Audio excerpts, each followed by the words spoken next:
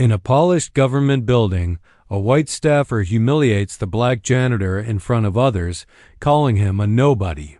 The janitor's quiet dignity unsettles everyone. A small symbolic act shifts the energy, ending with a chilling cliffhanger. As footsteps approach, hinting that someone important is about to arrive. "We don't need nobodies like you hanging around here." The words cracked like a whip across the glossy marble lobby of the Capitol building. Laughter scattered nervously from a few suited aides. Their briefcases clutched a little tighter as they tried to pretend they weren't part of the moment. But everyone heard it. Everyone felt the sting. Marcus stood there in his blue janitor's uniform, one hand gripping the mop handle like a soldier holding a staff. His dark skin glistened faintly under the unforgiving fluorescent lights. He didn't flinch. He didn't bow his head. He simply stared at the man who'd spat the words. Charles Whitman, senior policy advisor, tailored suit sharp enough to cut glass. Arrogance practically dripping from his smirk. "Come on," Whitman sneered, straightening his cufflinks. "You think this is a place for men like you? You sweep floors. You carry buckets. That's your ceiling. Nobody here will ever know your name." The lobby felt frozen. Even the clicking of heels and rustle of papers had stilled, as if the building itself was waiting to see what Marcus would do. Marcus's chest rose slowly, like a tide that refused to be rushed. He wasn't young. Gray flecked the corners of his beard, and years of quiet work had sculpted his hands into tools of patience. His eyes burned with something. That made a few of the interns shift uncomfortably in their shoes. From a corner, a secretary whispered, "That's not right." But her voice was swallowed by the cavernous ceiling. Whitman stepped closer, crowding the space, his perfume heavy, his entitlement heavier. "Answer me, janitor. Who are you?" "Nobody." "That's who?" Then it happened. Whitman's hand shot out, snatched the ID badge from Marcus's chest, and ripped it from its lanyard. The plastic cracked as it hit the marble floor, sliding across the tiles like a discarded token. The sharp sound echoed, bouncing against the columns. Symbolic, violent in its smallness. A few gasps fluttered. An intern's eyes widened in horror. Another stifled a nervous laugh, then regretted it instantly. Marcus bent down, slowly, deliberately. He picked up the shattered badge, brushing his calloused thumb across his own photograph. When he stood again, his voice was calm, steady like a judge delivering a sentence no one could appeal. "You see a nobody," he said, "but you'll learn my name sooner than you think." The words weren't shouted. They didn't need to be. They hung in the air like iron weights, dragging the laughter out of the room, replacing it with something colder. Whitman's smile faltered for the first time. Just a flicker. He masked it quickly with a scoff. "Big talk for a mop man."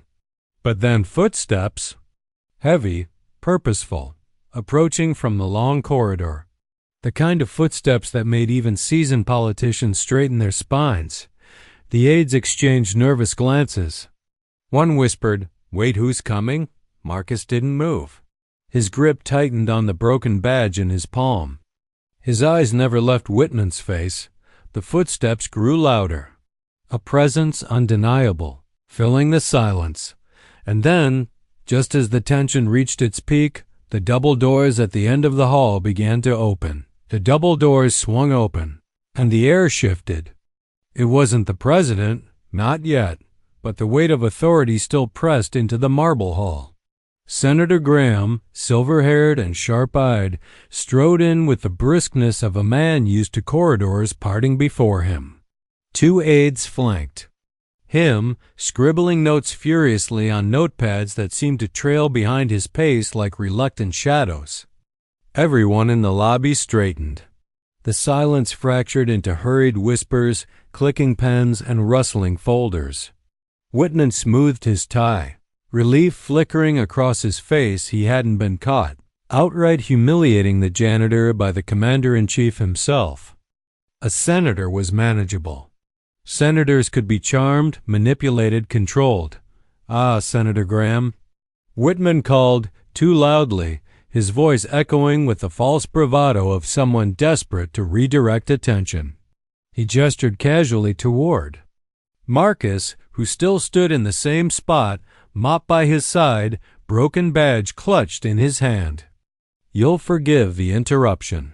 Just dealing with some background noise. The phrase dripped like venom. The senator's eyes flicked from Whitman's smug grin to Marcus's steady stance.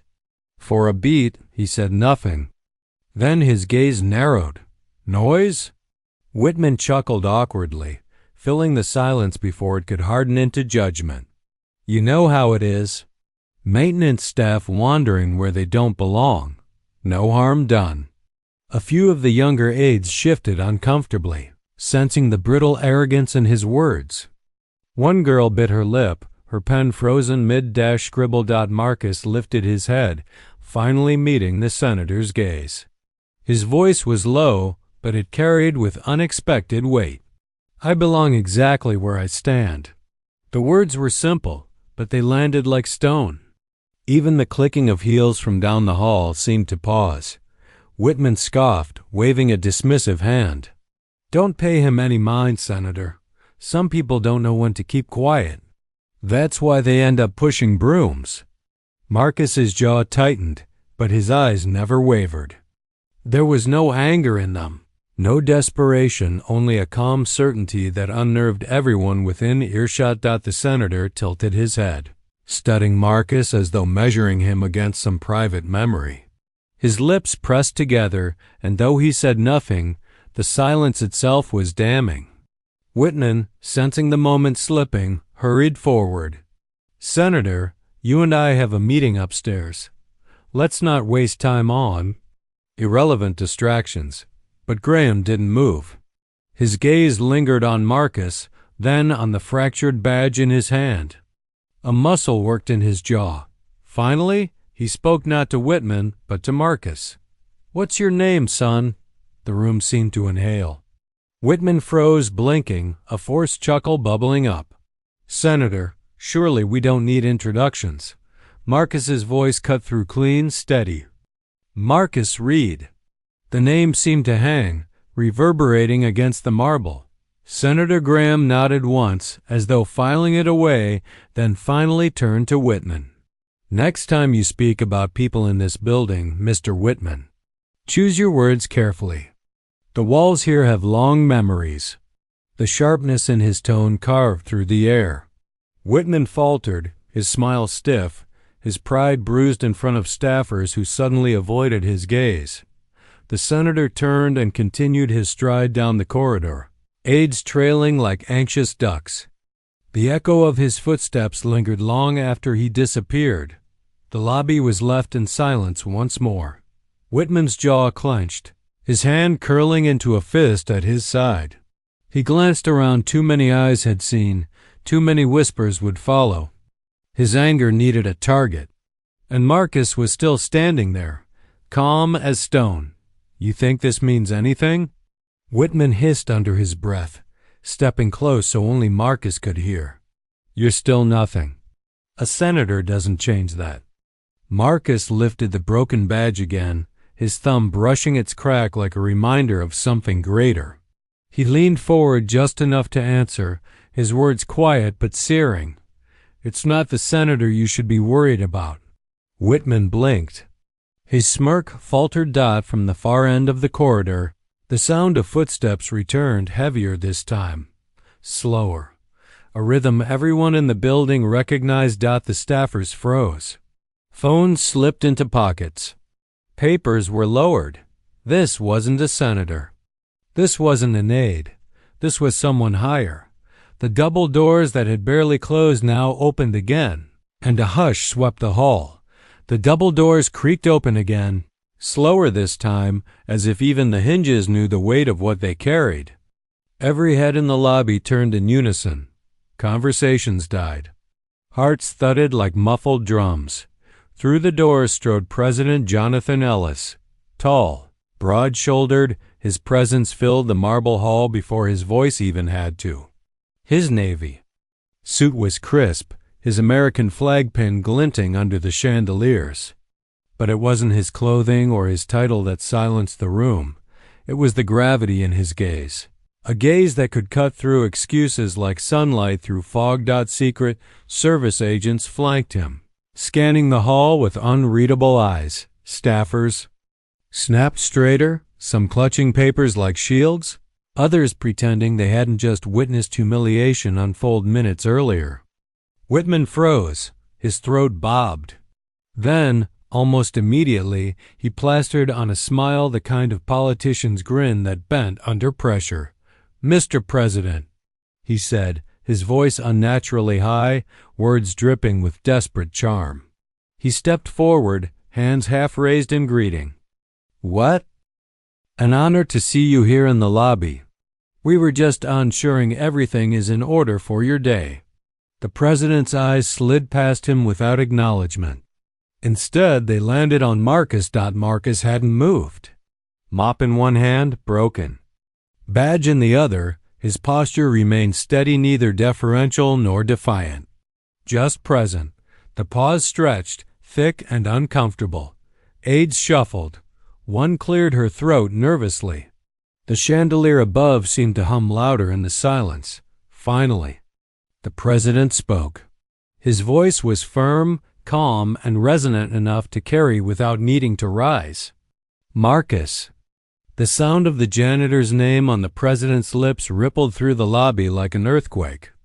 Gasps escaped before anyone could catch them. Whitman's forced smile faltered. His eyes darted between the two men, confusion and panic. Fighting for dominance in his expression. Marcus inclined his head just slightly. "Mr. President." The president's face softened, not with pity, but with recognition. Something deeper. His stride resumed, purposeful, closing the distance until he stood directly before Marcus. Whitman hovered a few feet away, mouth half open, unsure whether to interject or retreat. And then the president did something no one in the lobby expected. He extended his arms. Without hesitation, he wrapped Marcus in a firm embrace. Not a polite handshake, not a staged pat on the back, but a genuine human hug, the kind reserved for old friends or trusted allies. The lobby gasped as one. Papers slipped, pens clattered. Even the Secret Service, trained to betray nothing, seemed to blink in surprise. Whitman staggered backward a step, his voice cracking in disbelief. "Sir, what is this?" The president pulled back, keeping his hand firmly on Marcus's shoulder. His expression was warm but resolute, his words cutting through the stunned air. "This man," he said, gesturing toward Marcus, "is no nobody. He's a hero." The declaration hit harder than any gavel. Whispers erupted instantly, bouncing against the marble walls like ricocheting bullets. "Hero? The janitor? What does he mean?" Whitman's face drained of color. His polished confidence crumbled as he stammered. "Mr. President, with all due respect, he cleans. The president's head turned, sharp as a blade. Enough." The single word, clipped and cold, silenced Whitman mid-sentence. The weight of authority in it left no room for negotiation. Marcus stood quietly through it all, his calm presence now magnified by the highest power in the nation, acknowledging him before the very man who had called him nobody. Whitman's jaw worked soundlessly like a fish gasping for air. The staffer's eyes darted between him and the president, recording every detail for whispers that would spread like wildfire by evening. The president's gaze returned to Marcus, and for a moment the noise of the lobby faded. "You've carried more for this country than most men in this room ever will," he said. Marcus said nothing. He didn't need to, but inside Whitman, something began to crack. His smirk was gone. His certainty was gone. All that remained was a hollow dread, because if the president knew Marcus personally and more than that, honored him, Then Whitman's casual cruelty had just become a public noose around his own neck. President squeezed Marcus's shoulder once more before turning back to the room. His voice rose now, clear and commanding. Every person in this building serves a purpose, and every purpose deserves respect. The lobby broke into uneasy silence. Some nodded, some looked away, ashamed. Whitman stood frozen, the ground beneath him shifting violently, his arrogance collapsing under the weight of truth. And then, almost as if to drive the nail deeper, the president leaned closer to Marcus and said, quietly but deliberately, "It's time they remember your story." Marcus's eyes narrowed not with anger, but with the knowledge that a storm was about to break. The lobby was a cathedral of silence now, the chandeliers above casting their golden glow over faces frozen between disbelief and awe. The president's hand still rested firmly on Marcus's shoulder, anchoring the moment in a way no speech could undo. Whitman's lips trembled, trying to reclaim the room with a laugh that came out brittle. "Sir, surely you exaggerate. He's a janitor." The president turned, his eyes narrowing, and the brittle laugh died before it could echo. "Do you even know who you're speaking about, Whitman?" the president asked, his voice low but heavy with reprimand. Whitman faltered. He cleans the floors. That's all I know." The president shook his head slowly, disappointment darkening his features. Then, without looking away from Whitman, he spoke to the entire lobby. "Marcus Reed once carried more weight for this country than any polished shoes in this building. Long before you walked these halls, he was walking fields of fire." A murmur spread like wind through tall grass. Eyes turned to Marcus, trying to reconcile the mop in his hand with the gravity of the president's words. Whitman's face twisted, clinging desperately to denial. "With respect, sir, that sounds embellished. He's standing here in a jumpsuit, not a uniform." Marcus finally spoke, his voice calm but steady. "Uniforms fade. Duty doesn't." The words silenced the murmurs instantly. They landed with the authority of lived truth, not political performance. The president nodded, his expression solemn. This man was a soldier. In Afghanistan, in Kandahar, he carried out missions most wouldn't survive. I was there on the ground once as a senator observing operations. I saw him drag 2 wounded men to safety under fire. He refused to leave a single comrade behind. Gasps fluttered across the lobby. A young aide's eyes widened. He was military? More than military, the president said. He was decorated. Bronze Star, Purple Heart, the kind of honors you don't brag about because they're written in blood. Whitman's throat worked as he tried to form words. But nothing came. The blood drained from his cheeks. Marcus shifted his weight, gripping the mop like a staff of quiet defiance. His gaze swept the room, meeting the eyes of those who moments earlier had looked through him. "I didn't clean these halls because I couldn't do more," he said, voice measured. "I cleaned them because dignity is in the work itself. But don't mistake humility for absence." The words cut deeper than any accusation. Staffers lowered their eyes, ashamed at how many times they'd walked past him without acknowledgement. The president's jaw tightened. He looked directly at Whitman. "And yet you, who call yourself a servant of the people, could not see the man in front of you. You called him nobody." Whitman's voice broke, his desperation spilling. "Sir, I didn't know. If I had known his background, of course I would have."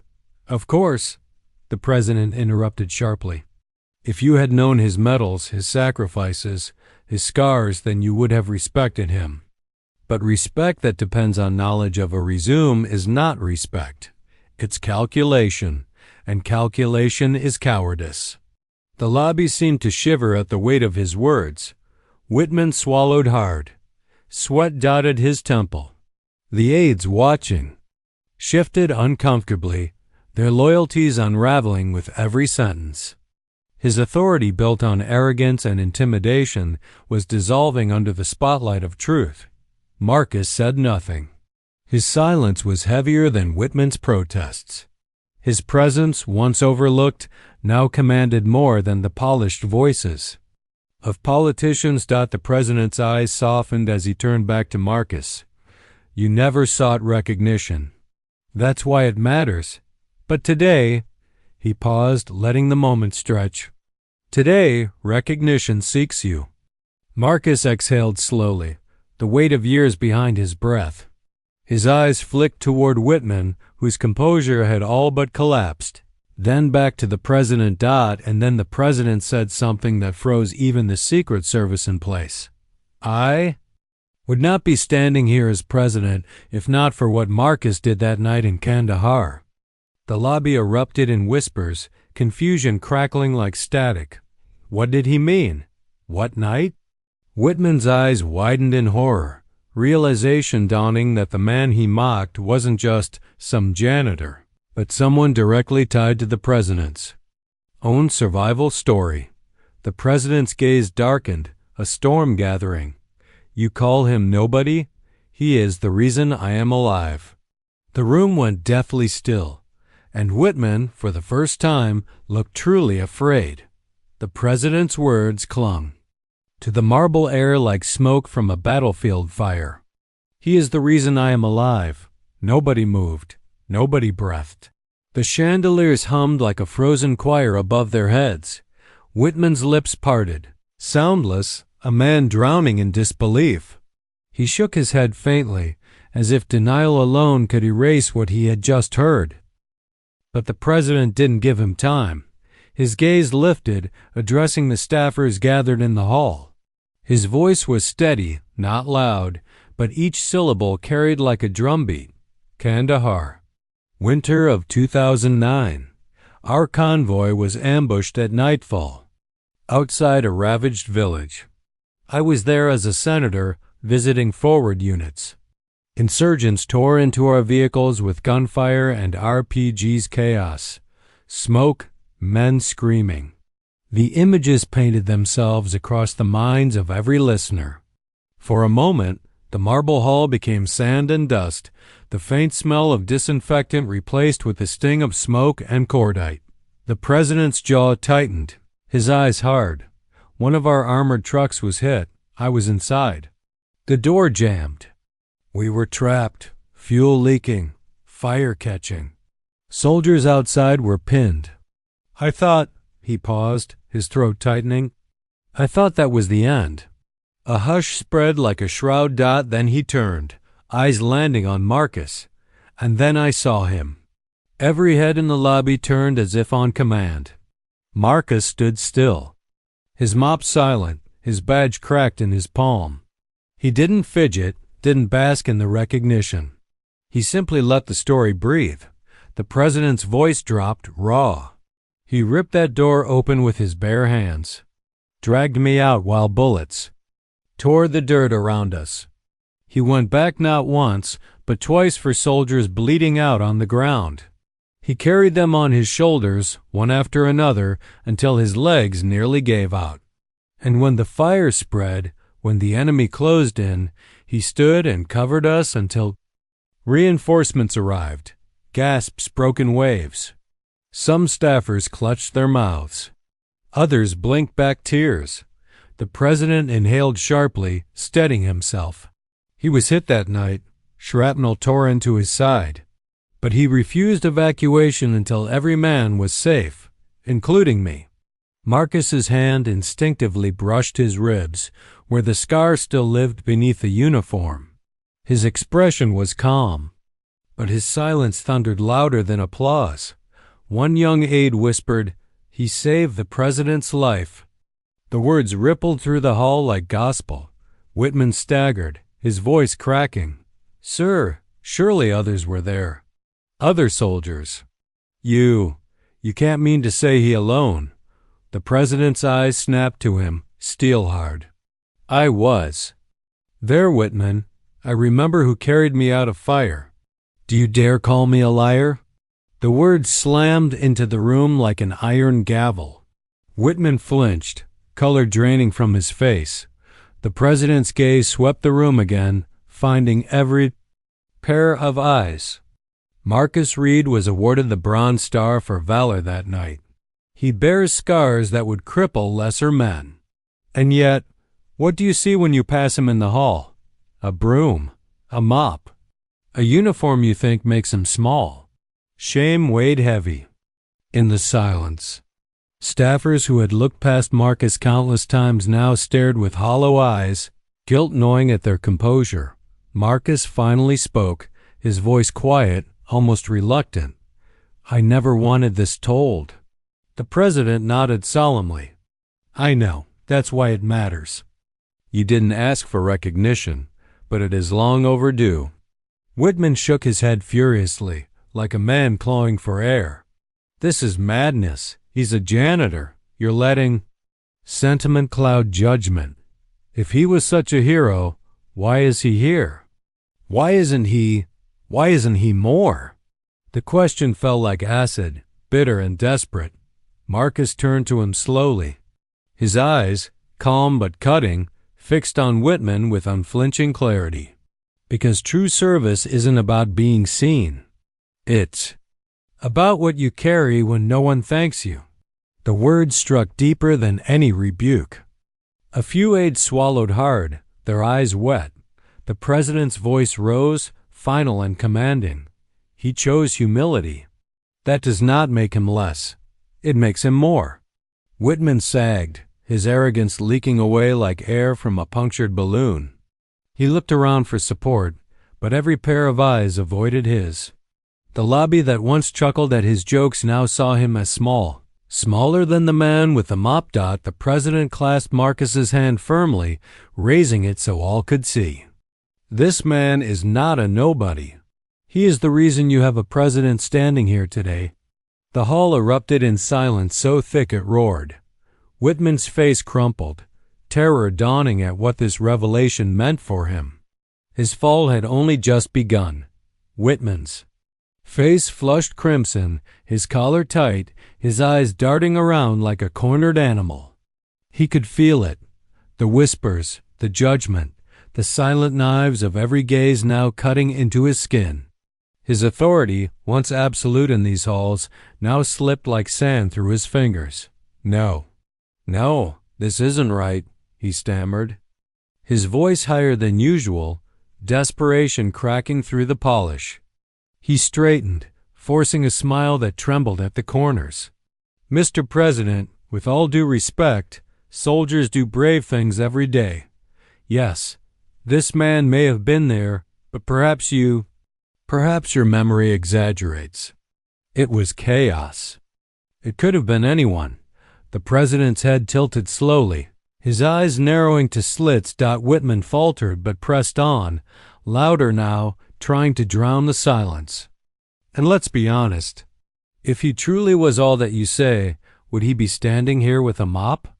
Doesn't that prove that maybe, just maybe, the story has been inflated? The words landed like stones dropped into water, heavy, clumsy, and utterly wrong.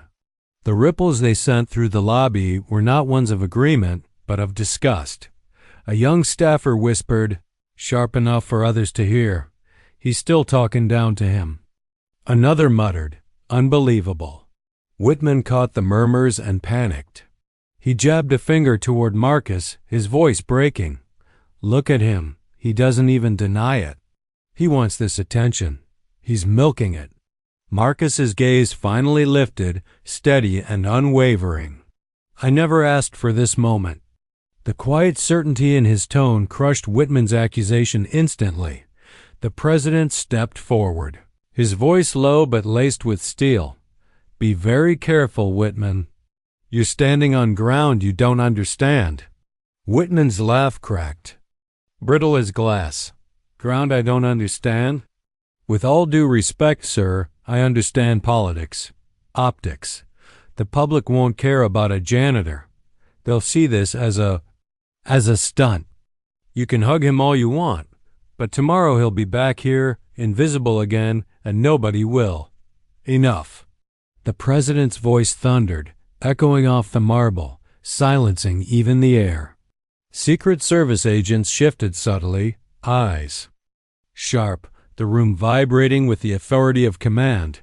Whitman froze, his mouth still half open, his words evaporating like steam.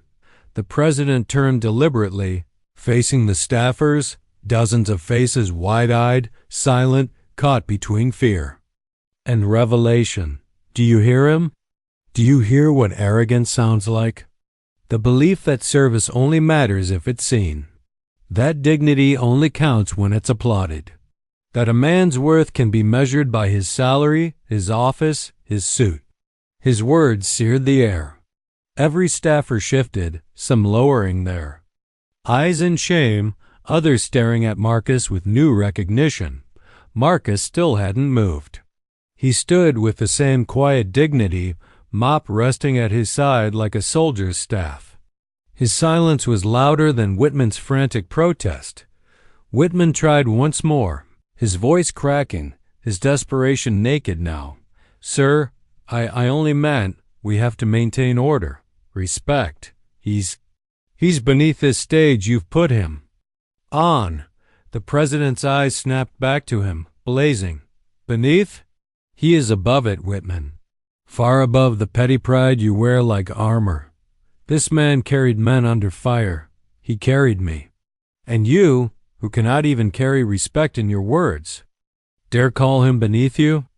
Whitman's breath stuttered.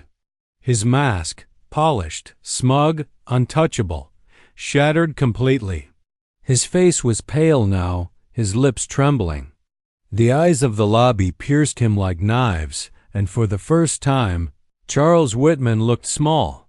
One staffer whispered what others were thinking. He's finished. The president turned once more to Marcus, his tone softening. And you still chose humility. That is why your presence humbles us all. Marcus met his gaze but said nothing. His silence was acceptance, not of glory, but of truth. Whitman swallowed, his hands shaking as he tried to collect himself. Mr. President, please, let's not make a spectacle of this. You know how these things, how the media, the president cut him off, sharp as a blade. If this is a spectacle, Whitman, it is because you made it one. When you called him nobody, the words struck like a hammer blow. Whitman staggered back as though the truth itself had weight. The lobby felt colder now, the marble less forgiving beneath his shoes. He could feel the judgment pressing in from every side, the walls themselves closing in. And then, in the silence that followed, Marcus finally spoke again, his voice calm but carrying through the hall like a quiet storm. You call me nobody. But what will you be when this day is remembered? The question cut deeper than any insult. It wasn't loud, but it carried finality, like a verdict. Whitman's knees nearly buckled. His career, his reputation, his pride, all of it trembled on the edge of collapse. The silence after Marcus's question lingered like smoke. What will you be when this day is remembered? Those words seemed to hang in the marble hall, etched into every pillar and echo. Whitman swallowed hard, but the sound caught in his throat. He turned slightly, searching for support among the faces of aides, advisors, and staffers, the very people who once tripped over themselves to please him. But now their eyes avoided his. Some looked at Marcus with quiet reverence, others at the president with awe. And him? They looked at him as if he were a relic from an era they wanted to forget. Don't just stand there, Whitman snapped at no one in particular, his voice cracking. You all know me. You know my service, my loyalty. I've given years to this house, to this administration. And you let this custodian upend me? His words sliced through the room, but instead of rallying support, they deepened the divide. A young intern, barely out of college, whispered just loudly enough for others to catch. Loyalty to what? His own ego? The president's eyes caught the intern's. and a faint smile touched his lips before he looked back at Whitman. Whitman felt the ground shift beneath him. His authority was no longer absolute. It was fragile, trembling. One sharp breath away from collapse. Then came the sound he feared most, a pen scratching on paper. Cameras clicking. Two journalists, stationed by the side door for a scheduled briefing, had quietly begun to take notes. One raised her phone discreetly, snapping a photo of the tableau. Marcus standing tall with his mop, the president beside him, and Whitman red-faced and unraveling. "Stop that." Whitman barked, pointing at them. "No cameras. This is private, this is." The president cut in, calm but commanding. "This moment belongs to history, Whitman, not to your pride." A ripple of gasps moved across the lobby. Whitman felt his chest tighten. History. The president wasn't just defending Marcus, he was canonizing him. And Whitman's name was being etched in the same story, but not as a leader. As a cautionary tale, Marcus shifted slightly, his voice even and soft. "Sir, I don't need the world to know me. I only did what anyone would have done." The president shook his head gently. "No, Marcus. Not anyone would have done it. That's what makes it extraordinary." Those words stung Whitman like fire. Extraordinary. That was supposed to be his word. His narrative, his legacy. "No," he shouted, startling several aides. "No, you can't rewrite this. He's a janitor. That's all. That's all he'll ever be. And me, I built this career. I earned my place. His tirade faltered as he saw their faces. No one believed him anymore. The more he spoke, the smaller he became. His words were like stones he kept dropping on his own feet. The whispers grew louder now. Aides leaned toward one another, murmuring, "He's lost it. This is going to leak everywhere. He's done." The journalists scribbled furiously, capturing every slip, every crack in the mask of Charles Whitman. One brave staffer finally spoke up, voice trembling but firm. "Sir, maybe it's time you stopped talking." The hall went still. A staffer, one of his subordinates, had silenced him. Whitman's jaw locked. He opened his mouth, but no words came out. His authority, once unshakable, had been shattered not by Marcus's strength, but by Marcus's quiet grace. The president turned to Marcus with a nod. "I'd like you to join me for lunch today." In the private dining room. Gasps filled the air again. The private dining room was reserved for world leaders, dignitaries, and heads of state. Never a custodian. Whitman's knees nearly buckled. He realized the truth with a sharp, gut-twisting clarity. The world was shifting before his eyes, and he was being left behind. Marcus bowed his head slightly. "With respect, sir, I don't belong in there. I belong out here doing my job." The humility in his refusal hit harder than any acceptance could have. Staffers glanced at each other, visibly moved. The president's smile softened. "That is exactly why you deserve it." Whitman pressed his hands against the polished marble wall, steadying himself. The whispers had turned into a current now, unstoppable, surging through the room and beyond. He could feel it, the headlines already forming, his reputation already collapsing, his control dissolving into nothing. For the first time in his long career, Charles Whitman felt powerless, and Marcus, the man he had once called nobody, stood at the center of it all, not demanding respect, but embodying it. The moment the journalists left the West Wing lobby, the story began to take on a life of its own.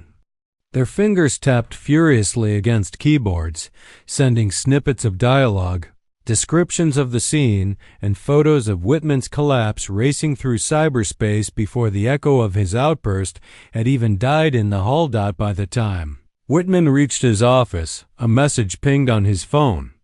Trending. #custodian of courage. His stomach dropped. The headline of the first article glared back at him like a spotlight. Senior White House advisor humiliates custodian, president steps in. Whitman cursed under his breath, locking his office door. He slumped into the leather chair that once symbolized power but now felt like a trap. His phone buzzed again, then again. And again. Dozens of missed calls from colleagues, senators, even old allies who had once courted his influence. He didn't answer a single one. Meanwhile, Marcus quietly went back to his duties. He wheeled his mop bucket down the corridor, head bowed not in shame but in thought. Staffers who once passed him without notice now stopped, offering small nods of respect, murmured thank yous, or just silent looks of acknowledgement. He never asked for this. He never wanted the attention. But something about the way he had stood up, not for himself, but for dignity, had pierced through the marble walls of power and landed in the hearts of those who witnessed it. By noon, the press briefing room was a storm. Reporters shouted questions at the press secretary. Is it true a senior advisor verbally attacked a janitor in front of the president? Will there be consequences for Charles Whitman? Who is Marcus Reed, and why hasn't the White House released a statement about him? The press secretary, usually so composed, stumbled. The president will address the matter personally. That single line sent a wave of electricity through the press corps. The president never addressed incidents involving staffers directly. Whitman, sitting in his office with the blinds shut, felt the walls close in. His phone buzzed once more, this time with a text from his wife. What have you done? Our daughter is crying. It's all over the news. He slammed the phone onto the desk, his hands trembling. Back in the lobby, Marcus bent down to pick up a crumpled piece of paper when he noticed two security officers approaching. For a moment, his chest tightened, wondering if somehow he was in trouble. But instead, they offered him something unexpected, respect.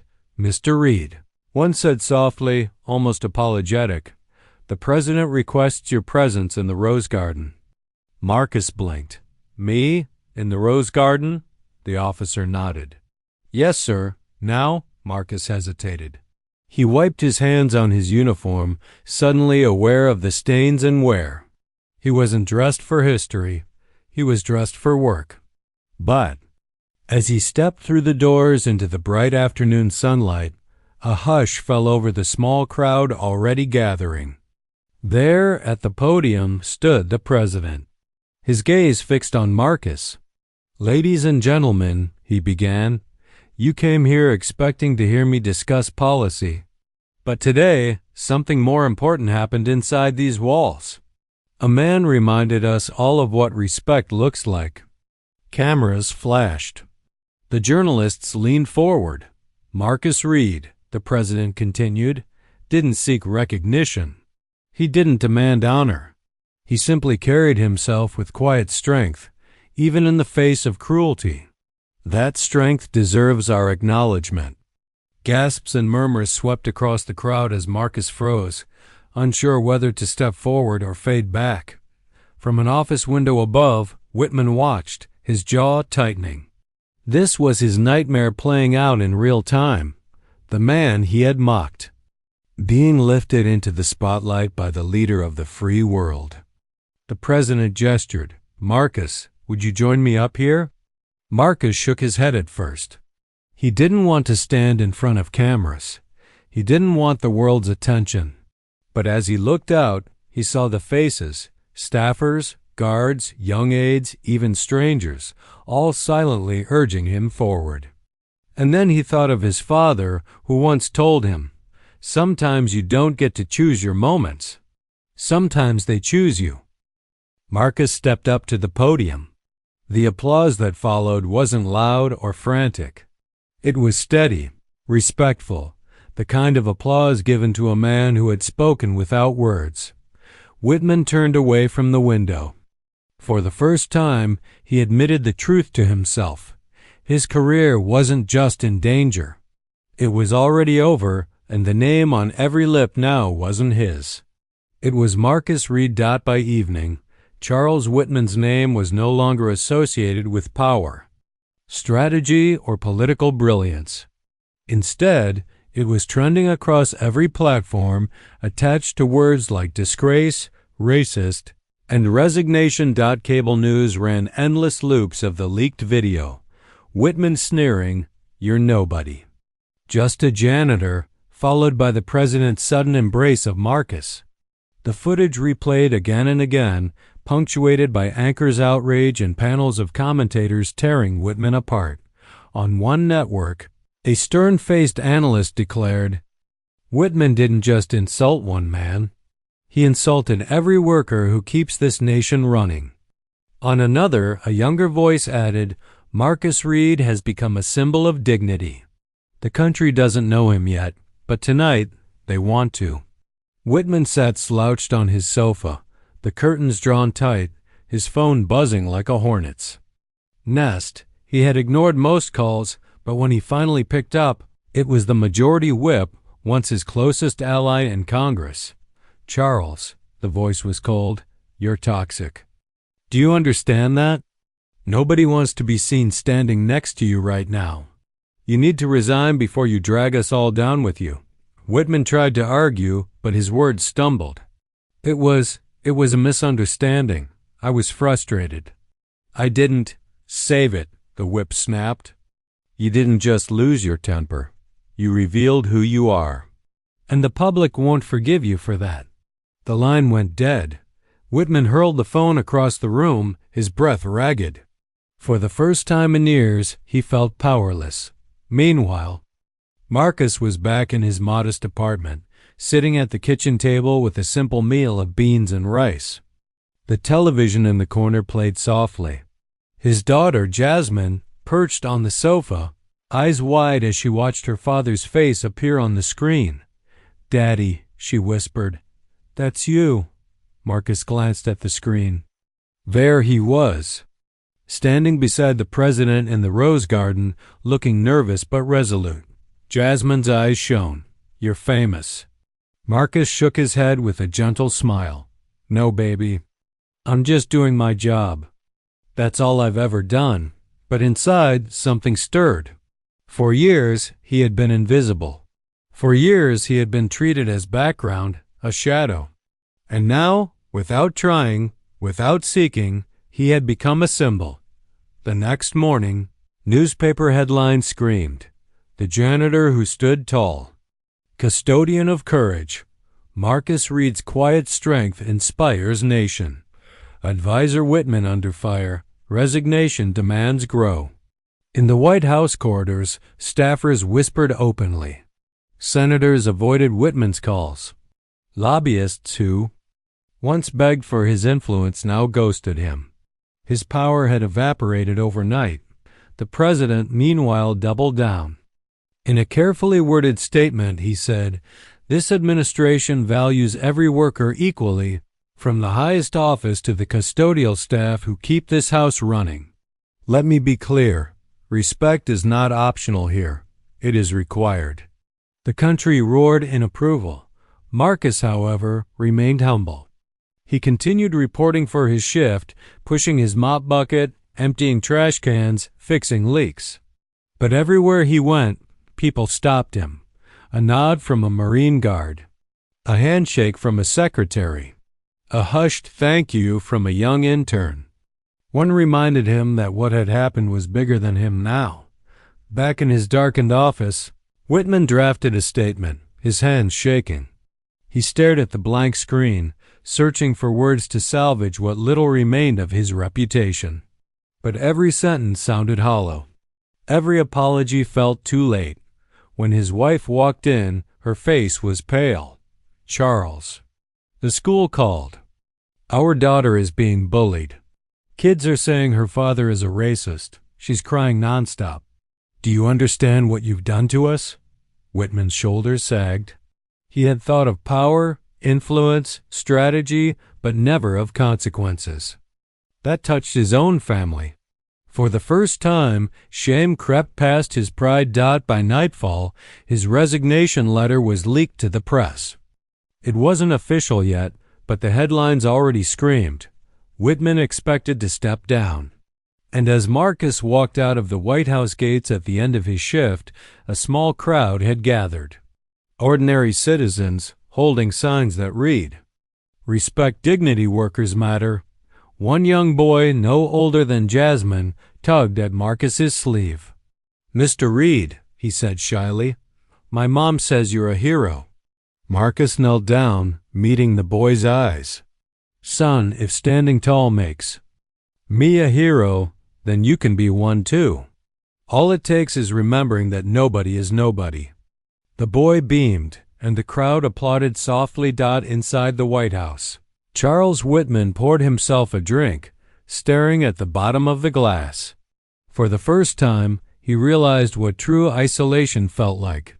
He was no longer the man pulling strings in the shadows. He was the man the nation wanted gone. The morning dawned clear over Washington, D.C., but inside the West Wing, a storm was ending.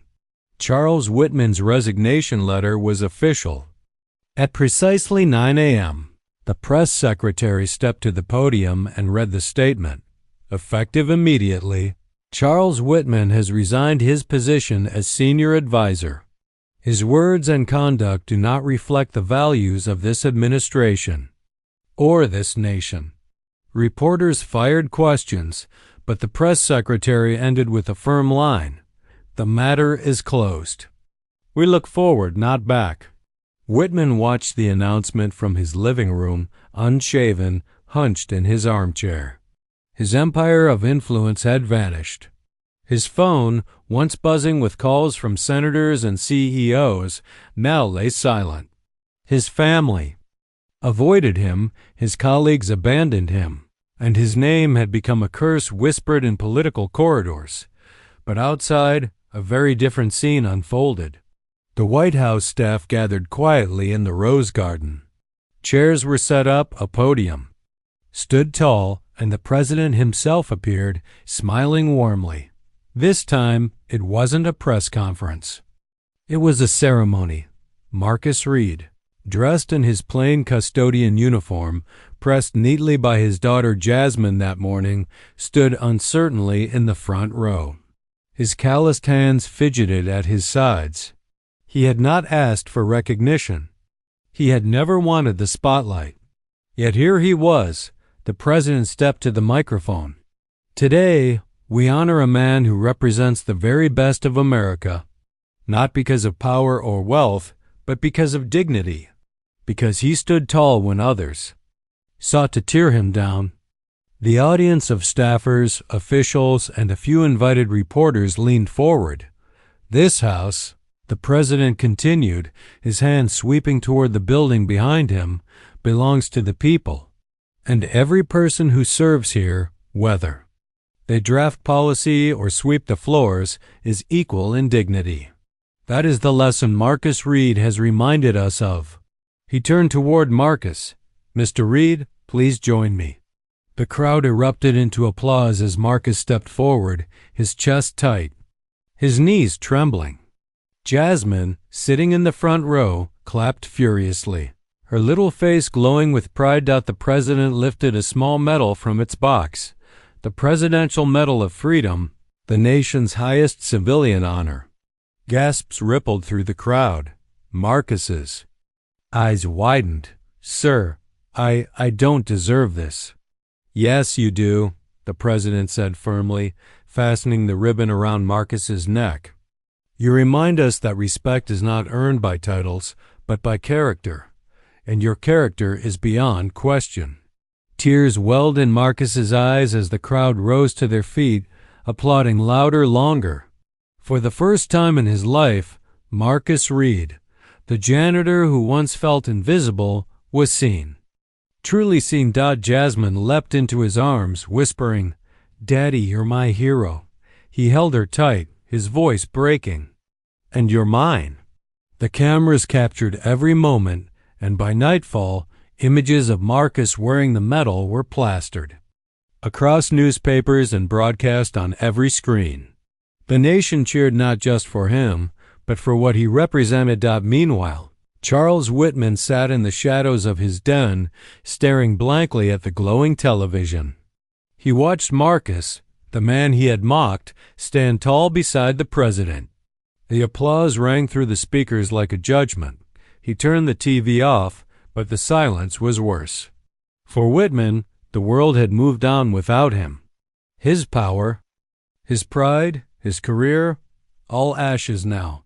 For Marcus, however, the world had opened.